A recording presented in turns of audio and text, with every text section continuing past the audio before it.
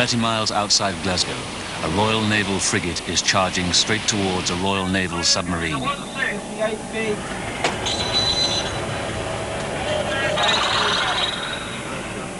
This is the most demanding test in the Navy, designed to find out whether each of these men is capable of becoming captain of a submarine. Relax, Curious, kind of standard. Steer 180. Steer 180. 180. The Perisher is an extraordinary test of nerve and skill. In order to be able to test someone, and in order to prove someone fully capable of taking the responsibility of commanding, it's important that you actually take them to the limits. And that's what we do. We actually create situations which takes the student to the limits. Right ahead, bang, that's green, 9! The idea is that at the end of the Perisher course, a student, by that stage an embryo commanding officer, should be able to take his submarine to war. The other way, I'm checking your head. Range, that's 28 minutes. The only mission is French. August the 22nd, Watford, the very beginning of the Perisher course. There are still 4 weeks before these would-be captains, known to everyone as the Perishers, will be allowed onto a real submarine. They've been working towards the Perisher ever since they joined the Navy 10 or more years ago. They know that failure means a career in ruins. There is no second chance. One of the teams is led by Commander Di Evans, who used to captain a Polaris submarine. Evans has a tough reputation. On the previous course, he failed 3 of his students. The 4 Perishers whose future he currently controls are Lieutenant Commander Gavin McLaren. Like all the Perishers, he's been a submarine officer for many years. Being selected for the course means he'll either take command or leave submarines. See, every time you put the wheel on, we sank and you couldn't see the person. Lieutenant David Charlton. Charlton rose from the ranks to become an officer 8 years ago. His father has already had a successful career in the services. Sam Fry, completely different style. You know, he was grinning from the other. Lieutenant Simon Bebbington. Bebbington already has 11 years of naval service behind him. Like all the Perishers, he's an experienced submarine officer. He's come straight from the second-in-command position. Short comments in the professional part. This man will be first seen off. Lieutenant Commander David Lister. Says it all. Lister switched from a career as an engineering officer when he failed a crucial examination. His huge height and bulk mean he's known to all and sundry as Tiny. All of them know that failure in the Perisher means they will never go to sea on a submarine again. So what's what? Thanks very much. At the time, it is the most important thing you're doing, and it overrides everything else. One's domestic life, one's home life, and as David or my wife would tell you, who live locally, you're not a very nice person to know for the 5 months the course is going on, because you're putting that first. We both have. We've told our wives, for the next few months, we are going to concentrate on Perisher, and the domestic life and the home life will have to take second place. The most important thing about passing is the fact you've got over a major hurdle. And as we said before, it's a thing that you've been aiming for since the very moment that you walked in to start your first job as a seaman officer in submarines. You do pass this course at age, in your early 30s, I think, for all of us, or possibly for Simon, a bit younger. Somebody is actually going to give you this fantastically expensive, complex, and potentially enormously powerful weapon. It's yours. Out you go. Quite unbelievable. I mean, thinking about it now, somebody's actually going to give me one of those things to, and I'm sure we all feel the same in a way. That, I think, is the most marvellous thing about it. Opportunity of command. That's right. It's all yours, and there's going to be nobody standing behind you who can say, didn't do that very well.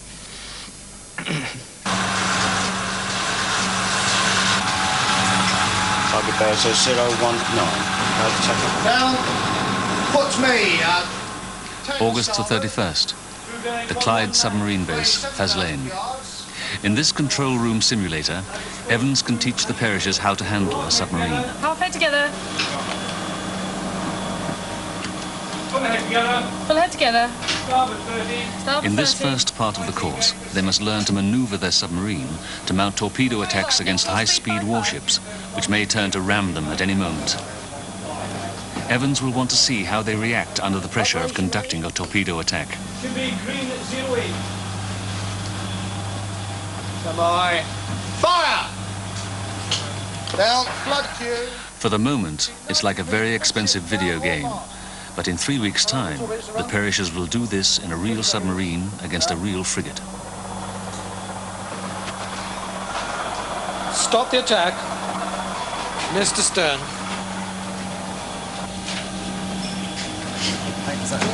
The target zigged during that particular run, and it wasn't until you actually went up for that all-round look that you actually seen that the target had zigged. And yet that information was available in the sound room. I heard the report, and on one occasion you actually did 2 all-round looks down there. And one and a half. A good 1.5, sir. And The Perishers know that Evans will not tolerate mistakes for long. Even now, he is carefully assessing each one of them every time they take command of the simulator. He's known as teacher, but he will also be their examiner. They know that he could fail any one of them at any time. Back to some of the earlier points. In your all-round look, you must actually look at the target.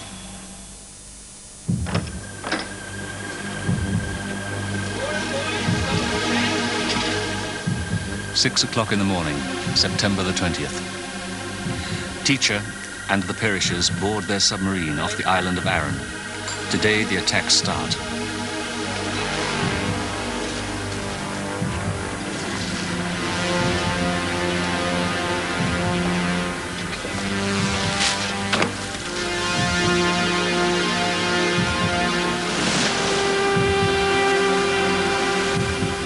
For the next 3 weeks, from dawn till dusk, real frigates will speed up and down the Arran Trench, a strip of deep water in the approaches to the Clyde. They'll do their best to push HMS Oracle's 4 embryo captains to the limits. It's a prospect which at the moment is making Simon Bebington feel physically ill with nerves. I think it's just, we've all handled a periscope before and all that sort of thing, so I mean none of that's new, it's just, you know, it's sort of suddenly you're there and the one who's doing it all as opposed to sitting back watching. Yeah, suddenly you're it.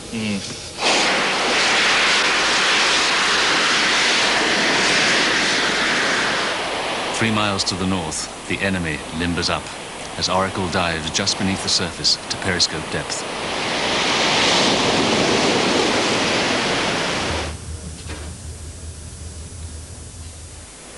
These 2 steel chargers will race towards each other in a 20th century joust.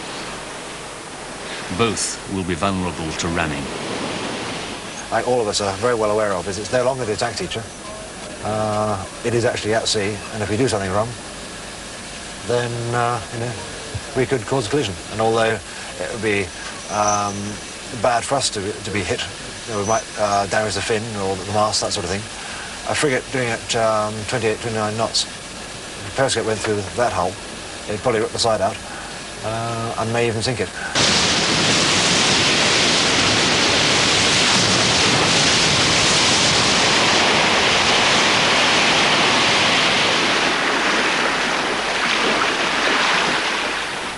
The first attack is now only minutes away.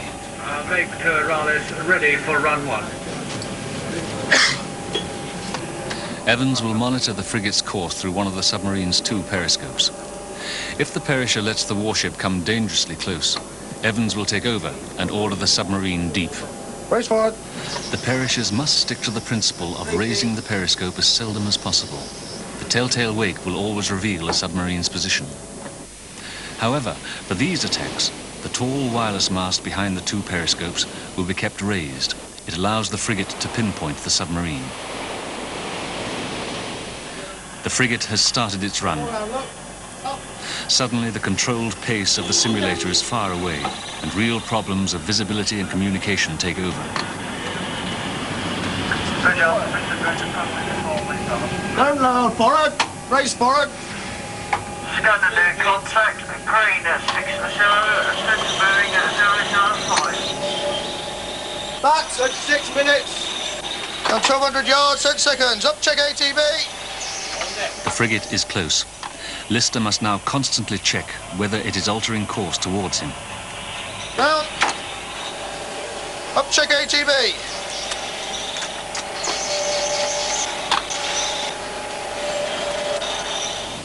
If he's not careful, he'll miss his opportunity to fire a salvo. What are you going to do? Right.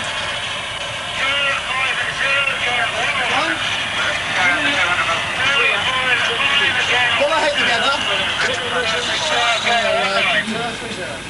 The torpedoes didn't get fired. Not a good start. 059, holding. But at least it's over. Oh, where's the lads? Cozy, isn't it? Oh, it's a bit confusing, really. The weather was quite good, so we could see the target, but by the time we got set up to go on the run, I was expecting something more to happen instead of just sort of trundled past. And I was sort of waiting, thinking, oh, I'm going to be put deep soon. am I going to be put deep? Is he going to alter course? And the plots kept saying, we think he's altered course, think he's altered course. And I kept looking and nothing had happened. Next is David Charlton's turn, and the frigate is already close. To make the crucial decision to go deep, the Perishers use the principle of the go deep circle. It's an imaginary circle around the submarine, which, if penetrated by the frigate, forces the Perisher to flood the special Q tank with 5 tons of water and go into the emergency Q routine. This drags the submarine down 35 feet deeper in exactly 1 minute. At that depth, the frigate's keel will pass just over the top of the submarine. Now, this escort made what we did. Midships, slide together. Stand by Q, stand by Q routine. Race me, target up. The imminent prospect of having to flood Q has made David Charlton forget the main point of the attack. Range. How about firing at him, Captain? That's 24 minutes. Down at 1,600 yards. But Charlton is close to making his decision. 20 seconds. Race me, up. Well, range. That's 25 minutes. Full head together, flood Q, keep 90 feet. Midships down on mast, target set up, bearing that. You predict sure.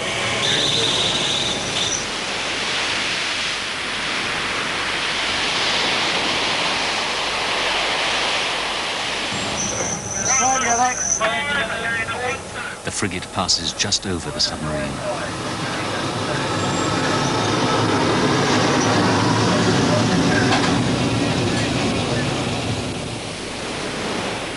Now that he's gone deep, Charlton's problem is to decide if it's safe to increase speed and go back up to periscope depth. It's a difficult decision. The frigate may have turned back towards him. Full head together. How do you know that this chap's going away? Slide together. I can't, so I must leave you. I haven't got the bearings past. Right. I have the submarine. Vent Q, full ahead together. 52 feet. 52 feet. Evans rescues Charlton from his confusion and takes the submarine back up. Half head together, starboard 30. You have to put on an act out there. However nervous and dreadful you're feeling, you can't let it show. You know, you've got to appear confident and calm and collected when in fact you're in a mental turmoil. I'm sure it'll get better as the time goes on. We've all done more attempts. But I don't find the waiting easy.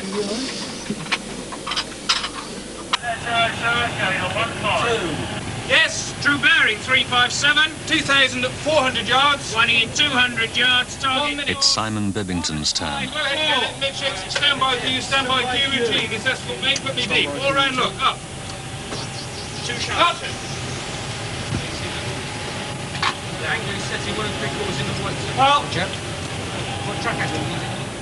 The frigate is coming straight towards him, but is still well outside his go-deep circle. Rain, 12 minutes. Full head together, flood queues, you're 90 feet. He's panicked into going deep prematurely. Going very early. Shot 1, 2, Get on the net. Go on, scanner. It's as bad a mistake as going deep dangerously late. Firing at the frigate from deep by sonar will be much less accurate, so the entire attack is called off. Bevington now realizes that he could have stayed at periscope depth until the frigate was as close as 1,200 yards. What range did you do that? It must have been about 1,800 yards. Yeah. It's such a relief to have got the attack over that you'd hardly guess he'd made a mistake. Certainly so.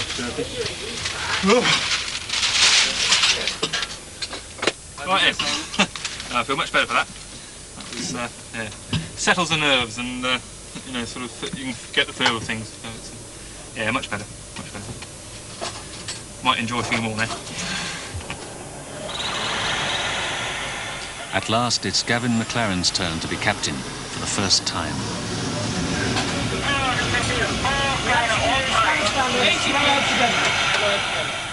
He too has been forced deep. Now, as the frigate thunders overhead, McLaren must stay cool and decide what to do next. You kept the speed on far too much, Captain. Your speed is too high. 245. This is only the first of 70 such attacks that each perisher will carry out over the next 3 weeks. 088, gain at 13. Tea time? Best speed. 088, gain at 13. 20 knots. 6 up. 6 up. 53 feet. 53 feet. The pressure's got to be hard, I'm afraid, because at the end of the road there is the responsibility of command of one of these submarines and command of something approaching 70 men. Stand by you. We must find out what each individual is capable of doing. There is no way that you can put a man in command of one of these submarines unless you're absolutely sure of his capabilities.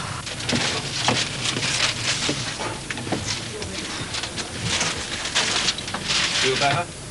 Yes, much better. Very, very nice to do one and to discover how much you can see through that periscope and to know it's not too difficult, really. I mean, it isn't any more difficult than the training has led you to believe. It just gets rid of the nervous butterflies in the stomach. I'm really looking forward to the next one. Whereas 10 minutes ago I was dreading it. Yeah.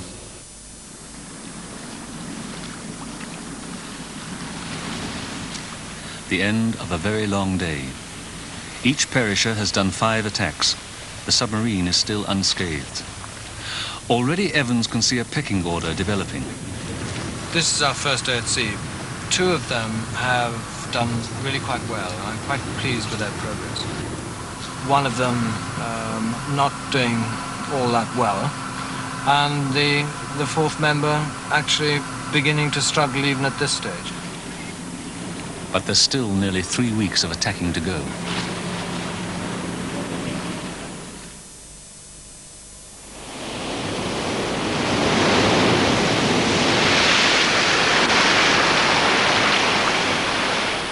Friday, September the 30th. The pressure has been steadily raised in the past 10 days. There are now not 1, but 3 frigates ploughing up and down the Clyde at maximum speed, all dedicated to pushing the perishers to the limits. It's no wonder that the cost of the course has been estimated at £1 million per man. The 3 frigates all attack the submarine simultaneously, and to test the perishers' skill and nerve, they perform some wicked manoeuvres. There's the Skirt, for instance. 2 frigates, the left wing and the right wing, come straight towards the submarine's go-deep circle at maximum speed. At the last moment, they both turn and skirt around the edge of the circle, tempting the perisher to go deep. Simultaneously, the 3rd frigate, the Target, charges straight towards the submarine, forcing the perisher to keep a constant check on all 3 ships, any one of which could suddenly change course and force him to go deep.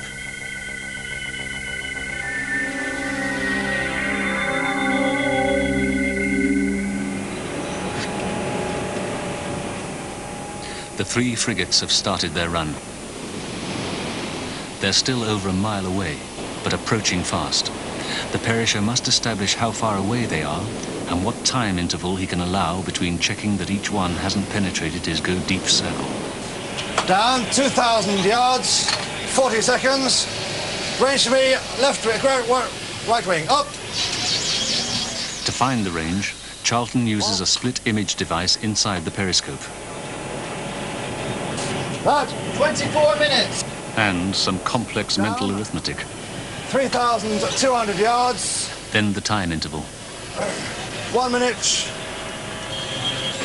50 seconds, range for me, left wing, up. So he has just 1 minute and 50 seconds to check the other 2 frigates.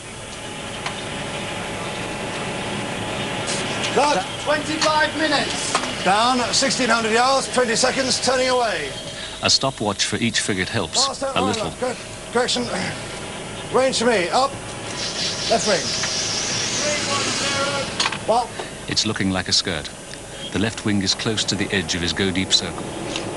That, 23 minutes. Down, 1,700 yards, 25 seconds, broad. But it could turn towards him at any moment. Up.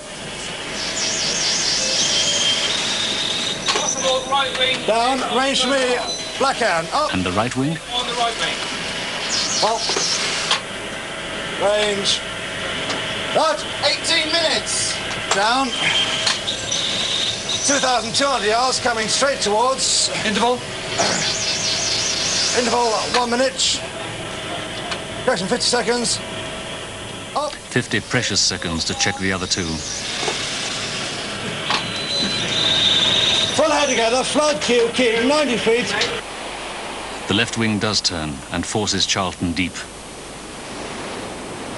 As the right wing slides past just on the edge of the go-deep circle, the submarine is already on its way down, safe from all 3 frigates.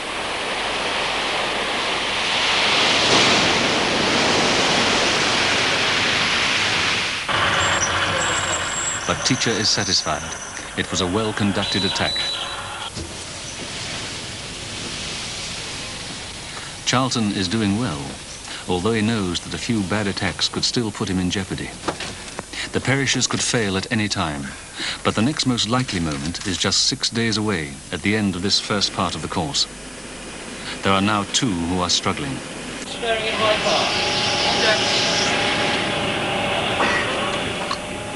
For Gavin McLaren, the problem is a surprising one. Fishing boats. They're slow and harmless, but their sheer presence keeps triggering him into a premature cue routine. Down 1,600 yards, 20 seconds. Full ahead together, flood queue, 90 feet, midships, down all mast, up, look for the target. Well, bearing. Now that he's deep, the fishing boat is still flustering him. Well, how about getting a sonar set onto him? Roger. Attacker, look for the fishing vessel on the scanner. Scanner in hand. Look for the fishing vessel on the port bow. The scanner intensity will give you a feeling for range, won't it? Yes, it will.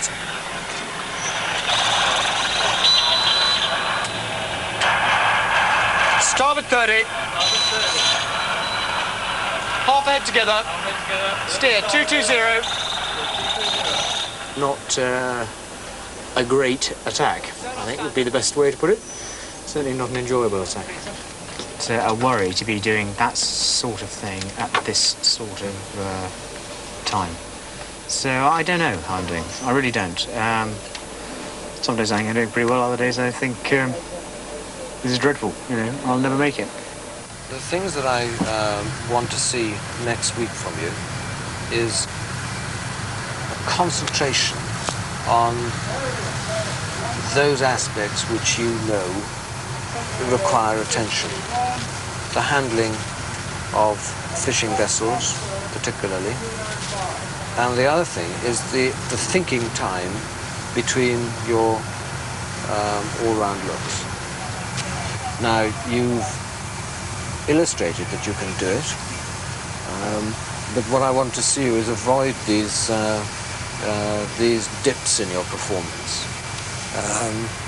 In graphical terms, you know, you're going up, but there's a sort of it's thorny progress. Rather than the steady, smooth. That's right. And if you can actually cut down that the troughs, then I think you're going to be okay. The other one who's been making too many mistakes is Tiny Lister. It's a bit of a blow when you think you've done it right and suddenly pointed out that you've done it very wrong. But I'm generally enjoying the time so far. It's certainly given me gives you a lot to do, and I mean this last week has just shot by.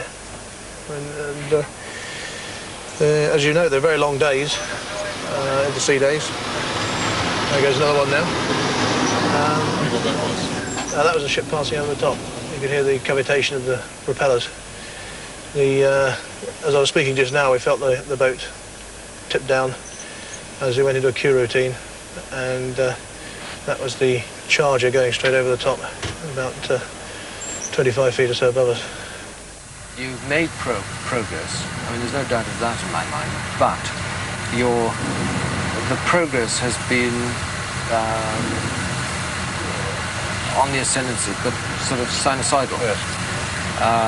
And the peaks have been good, but the troughs you need to get rid of entirely. Yes. And when you hit those troughs, and at the rate that you are hitting them, then, you know, I'm concerned.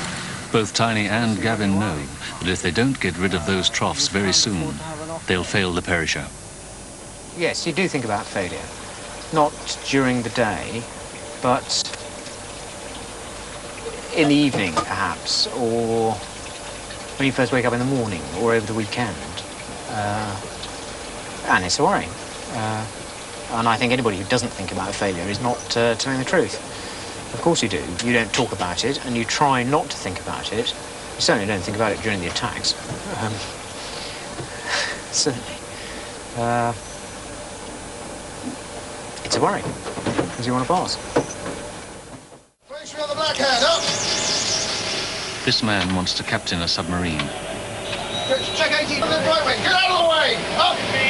Ready? 100. That's 23 minutes. Now put me 25 starboard. This man must decide whether he's capable of doing so. Look at the ball, 2 minutes. Upraise should be on the target. Tiny Lister's submarine is just beneath the surface, maneuvering to fire a salvo of simulated torpedoes. The tall mast is a marker for 3 warships to aim at. They are racing towards him at maximum speed. Lister must show that he can stay cool and calm. But the periscope keeps getting covered in water. No, get me up, down. Come on, engineer, there's some speed. The engineer hasn't balanced the submarine properly, so it's difficult to hold it up at the correct depth. It's a nuisance for Commander Di Evans, too. Engineer, get the submarine on depth. It makes judging Lister's performance more difficult. Come on, engineer. Engineer, you're going to go and put up your arse if you don't get this boat on depth. But Evans knows that Lister shouldn't react so strongly, and that he's making too many mistakes. Steer, 3, 4, 5. Yeah, 3, 4, 5. Range should be on the target gangway, up. Ship control, you've got time, put it down. Down. Well, let's get down on depth. All right, just get settled. You've got a minute on it, haven't you? Yes, I have indeed. This attack put the submarine in danger. 42 minutes on 80. What does that give you? Oh, gosh. Yeah? 1,900 yards. Yeah. Could you come up on that? No. Fix on so good, fix. From the day that a student comes on course to the day that the course finishes, then he is being judged the whole time. So that the final assessment is the right one for the submarine flotilla and for the Navy as a whole. Could just stick a DTG on that for me. Well, you do it. Yeah, all right. Lister knows that the final assessment may not be far away, He's beginning to crack under the strain of doing endless attacks. No, that wasn't very good at all, that one. In general, it's been pretty patchy. It's not been going as well as I hoped. Things have picked up a bit in the last 2 or 3 days. But it's not been particularly good. And I've been working pretty hard at it to try and bring the level up. The last 2 attacks I did went pretty well. But this one, really, I got shot down in a shower of flames at the end. Another of the 4 students, Simon Bebbington, is getting a little overconfident. 3,200 yards, 2 minutes, 12 seconds. So the submarine's resident captain, George Webster, decides to play an old trick on him and discreetly hands round some ear mufflers to the rest of the control room team. Even an aspiring submarine captain should always be aware of what's going on around him. Bearing. But when 3 frigates are charging towards you at maximum speed, it's very easy to over-concentrate on the periscope. Port.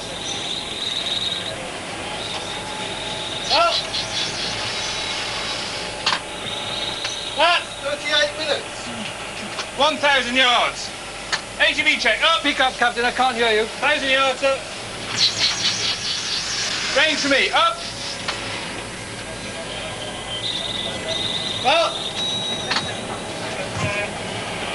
Shut, 1, 2, 3 and 4 tube, back up. Low cue, low cue. Take these fucking things off first, Lieutenant. Take those off, Captain. Get them off.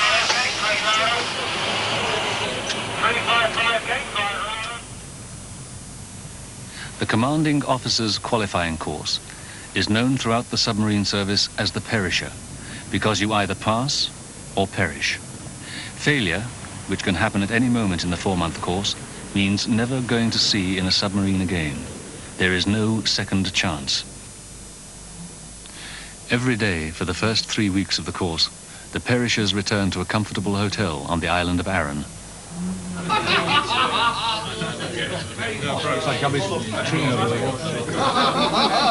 saw the PA bit on it, and I didn't recognise them for what they were. And I thought, he's got a funny hat on. I know, carry on with this. And I didn't realise until he went in the queue. It's Friday, September the 30th. The next few days are the most likely time for Evans to fail one of the Perishers. So tonight there's a formal dinner to thank the submarine's officers for their help. It could be the last time all the students are together. 15 injectors and 2 hits.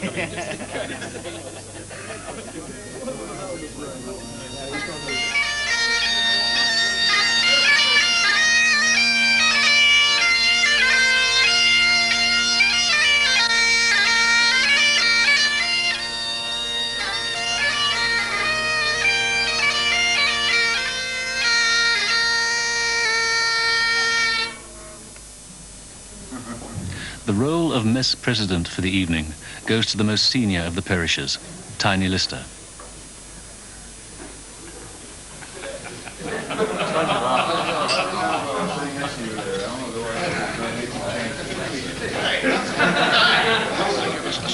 In 6 days' time, Di Evans knows he may have to face a difficult decision.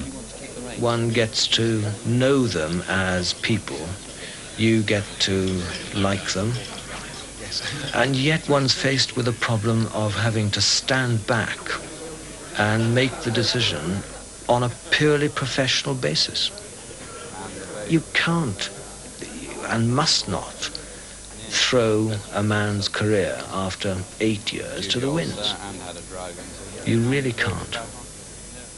I mean, there's no question of ever, no question ever of giving up on someone.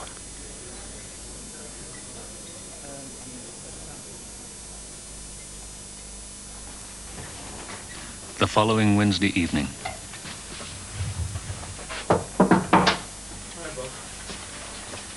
Hey, Darren. Bob Stevens is teaching another team of Perishers in a different submarine. Bit disjointed because Since the dinner, the Perishers have had 3 more days of intense attacking. Tomorrow, these 2 teachers must each decide who passes and goes through to the next part of the course. Well, I mean, Simon is there. He's got it. He's got it completely. David Charlton is very close behind.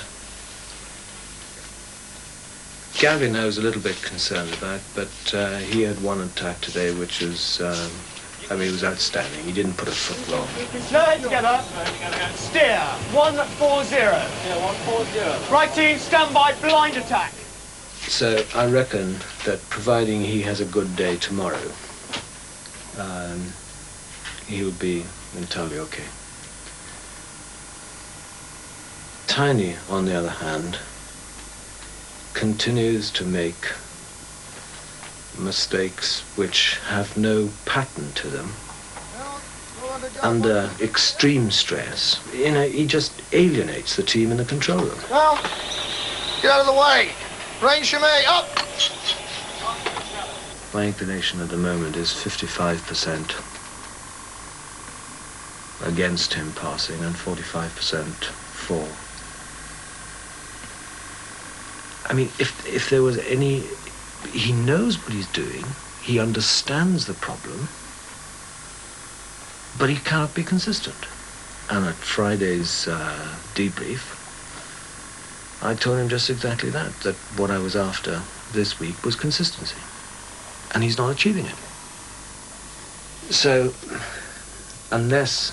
I mean, if he has a good day tomorrow, then I'll take him through to the next period. If he doesn't have a good day, then that's it. He'll go. The next afternoon, with the light failing, the normal rotation of attacks among the Perishers stops. Lister is told to do a run of consecutive attacks. It's the final test. He must show that he can work out the ranges of all three frigates without a moment's hesitation, and that he can judge instantly how to maneuver the submarine. Rain. Back. 30 minutes. Down. 3,300 yards. Range me on the centre escort. Up. Range. Back. 21 minutes. Down 1,900 yards. 35 seconds. Correction. Yes. 48. 40 seconds. Range to me on the left. Right wing. Up.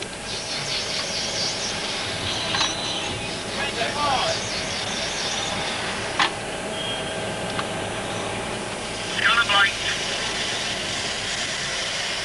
Scanner blank by transmission. 355 at gate 5. What range? Gate 9. What range do you get on the left wing? 37 minutes. 005 Do you mean the at left gate wing or do you mean 10. the centre? Sorry, centre escort. Lister is still making too many mistakes. 015 at gate 10. Contact in fake scanner. 6 down, keep 140. I have the submarine. You have the submarine, sir. Gate at 12. 2 minutes.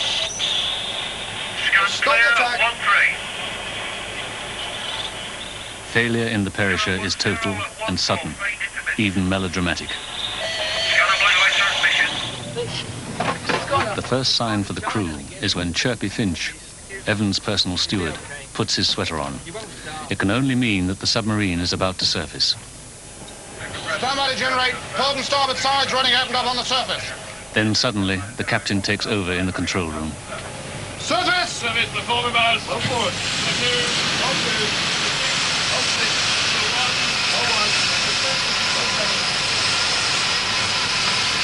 Flag.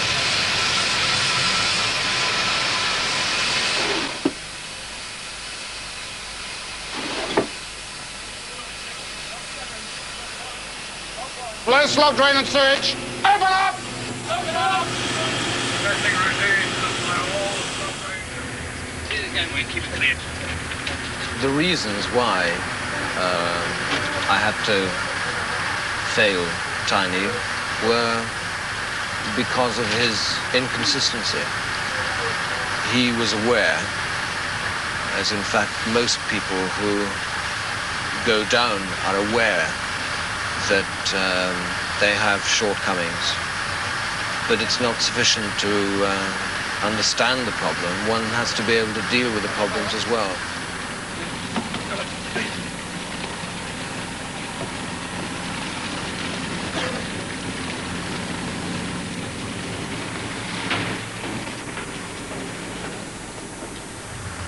absolutely marvellous about it. He took it with tremendous dignity, really. It's a day that I loathe, because after all, it's a decision that's affecting the man's career in the submarine service. I mean, he will never go back to sea in submarines. Tremendous.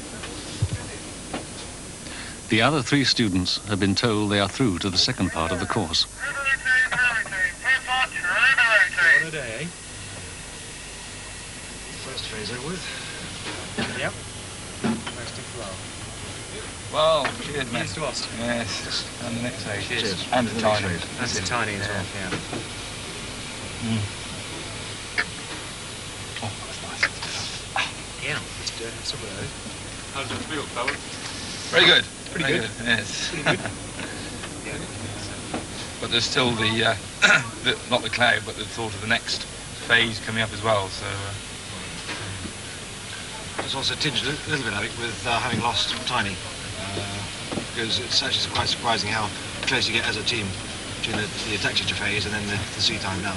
We all everybody starts a course knowing what the stakes are and the way things happen, so I don't think anybody's got any complaint.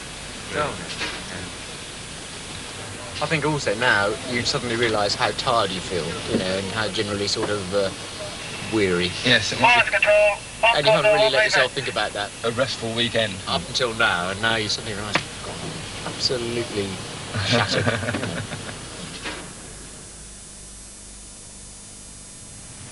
Port wheel, stay 060. Port wheel, stay 060. Slightly up. Go ahead, go clear on slow ahead. The second part of the course is codenamed Cockfight. The Perishers spend 3 concentrated weeks at sea learning the broader tactics of submarine warfare. Now they must prove themselves complete captains, capable of dealing with any situation. They take it in turns to command HMS Oracle, one of the Royal Navy's 15 diesel-electric submarines. Straight down the induction system.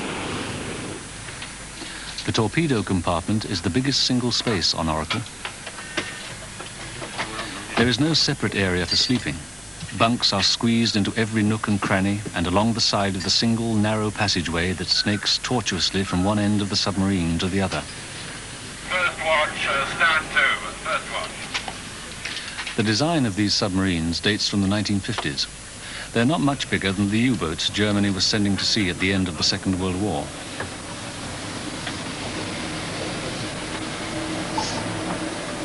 The single galley feeds the crew of 70. Patrol for these submarines can last for many weeks.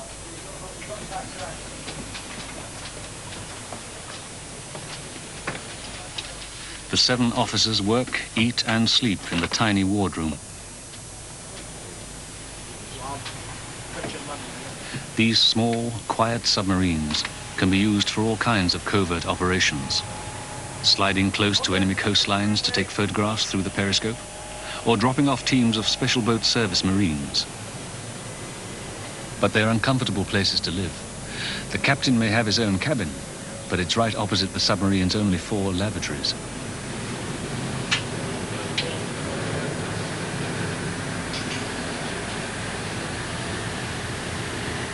When it's on the surface, Oracle's 2 diesel engines pound away, charging the huge batteries that will drive it when it's submerged.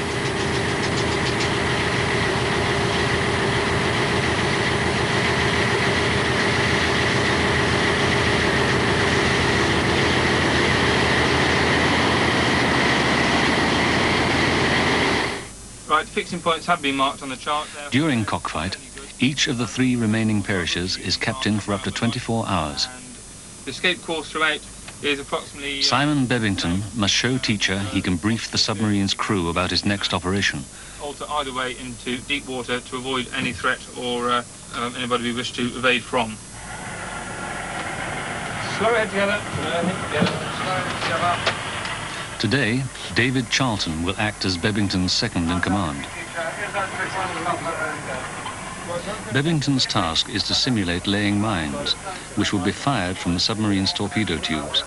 He must show Evans that by using the submarine's periscope and its sensitive sonar equipment, he can guide the submarine close to the coastline and not be detected by the searching patrol craft. Shut off for attack, assume the sonar search quiet state. Shut off for attack, assume the sonar search quiet state. Action stations, action stations. Action stations, the line there of the Cumbria Gap. Raise forward. I know from the earlier part of the course that he is capable of using the periscope, but now it's what I'm after is the refinements. But I'm using his eyes, and I'm looking at the sonar information that's coming in, and combining the two to judge for myself what's happening up top.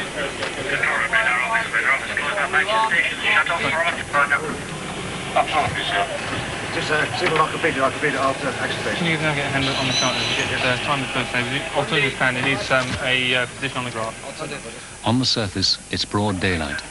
Every time he raises the periscope, could give him away. I don't want to go deep. I need to look if required, engineer.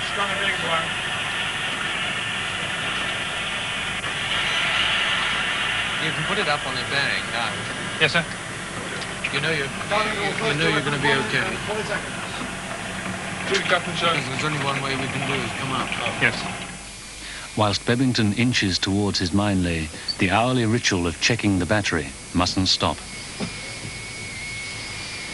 Much of the space under Oracle's floor is taken up with the equivalent of 15,000 car batteries. Used sparingly, they'll drive the submarine for several days, but high-speed work could exhaust them in a matter of hours.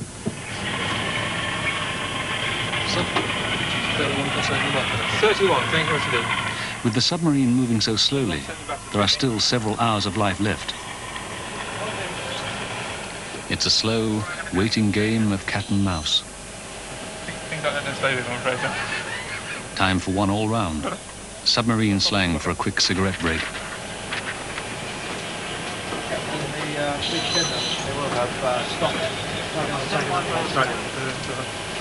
Right, we'll come down here, then pierce down to starboard, it's on the course for about 290. Contact regained, green 20, true bearing 090, gain 16. That's a patrol craft at about 1,000 yards away, which is obviously going to pose him a problem. He mustn't be detected by that patrol craft, yet at the same time he's actually got his task to do, and he must keep the submarine safe. I mean, that's his principal aim. How far is he away? He's about 1,200 to 1,500 yards at the moment. Broad on his port side, we should turn inside him quite nicely. Is he turning? No, sir, he's clear steady on course. See, table is not following, and then Firing by TDC bearings. And TCC bearings. Right, hand DR, just to check the plot. In the end, Bebington decides not to fire his mines. The sea above is so calm that their discharge might give him away. It's a difficult but correct decision. The situation that he had there in the final stages of... Scanner near contact, green 55, true bearing 319, gain 16, possible fishing boat. In the final stages of the approach to the firing was that there was a patrol craft there. And the patrol craft was at a range of about 1,500 yards down to a range of 200 yards. So forward! Any trained observer would be able to spot bubbles or some form of discharge on the surface and make an assessment of what it was. The Perishers are now within days of achieving their ambition, command of a submarine. But the round-the-clock operations of these last few days become an endurance test which takes everyone to their limits.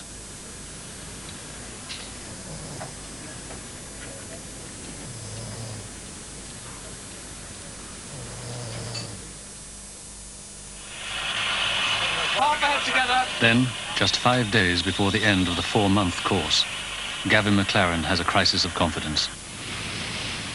The constant worry of harmless but distracting fishing boats, whose nets are always a potential danger for submariners, so preyed on McLaren's overstretched mind that his judgment snapped. True bearing, 27. The fishing boats became more and more of a problem to me.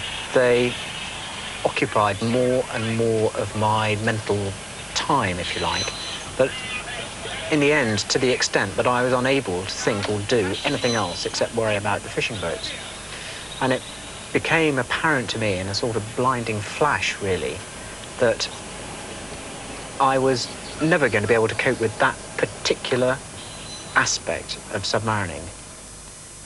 Therefore, I couldn't, in any honesty, go to sea as a submarine captain with 75 other people, dependent upon my making the right judgments in that sort of situation.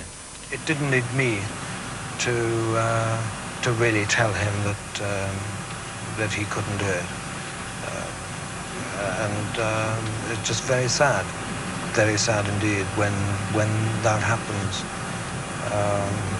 And this man was bitterly disappointed, and yeah, it's not a nice experience, really.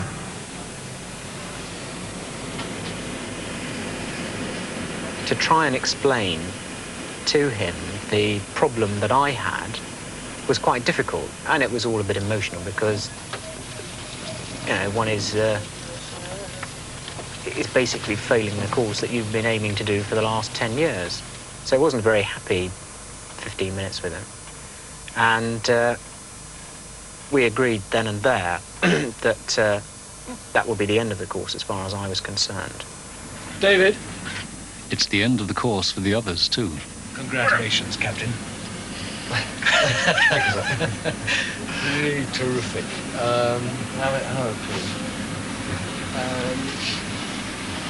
I'll debrief you in full, but not now. But sufficient to say you've done bloody well. Simon, congratulations, Captain. Thank you very much, sir. Very kind. Great. Now let's see. Again, you've done bloody well. There is nothing I would like to have done more than to have been the captain of a Polaris submarine or an SSN. But I don't think I feel a failure. I feel a sense of failure. But there are other things that I can do and other things that are important to me in life, like this boat.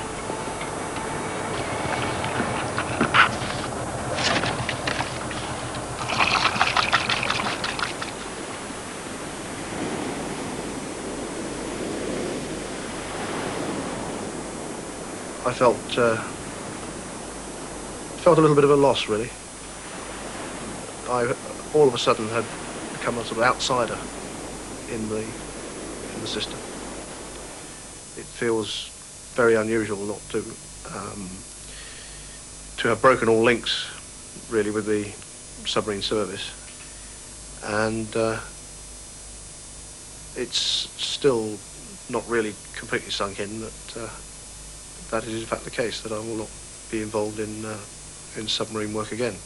Other people have difficulty in knowing quite what to say to you, even the people I've seen so far. And you have a certain amount of difficulty in knowing what to say to them as well. But I intend to try and work that one out. What do you mean they have a certain amount of difficulty in knowing what to say to you? Well, people don't really know whether to be sort of... in a way, it's like coming across somebody who's just had a bereavement in the family, you know. Do you mention it or don't you?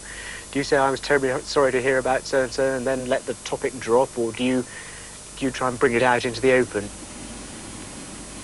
No banging on the boat. Wrong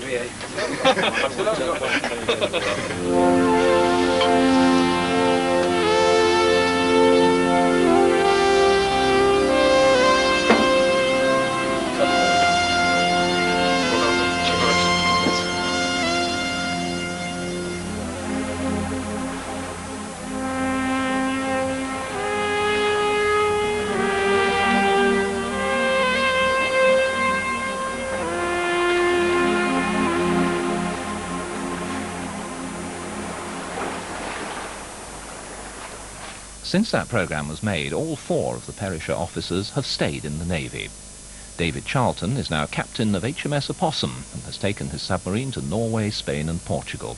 Charlton has been promoted to lieutenant commander, as has Simon Bebbington, who is second in command of HMS Sovereign, a nuclear-powered submarine. Bebbington may well get command of a submarine in a few months' time. Tiny Lister transferred to surface ships. He's now on the frigate HMS Beaver. In fact, Lister is poacher turned gamekeeper, since he's Beaver's anti-submarine warfare officer. His next posting at sea will be as second in command.